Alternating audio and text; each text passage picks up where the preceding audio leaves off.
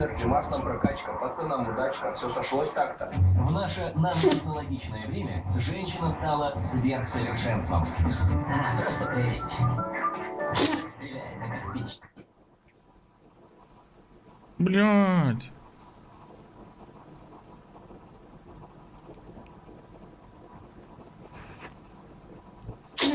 Блядь.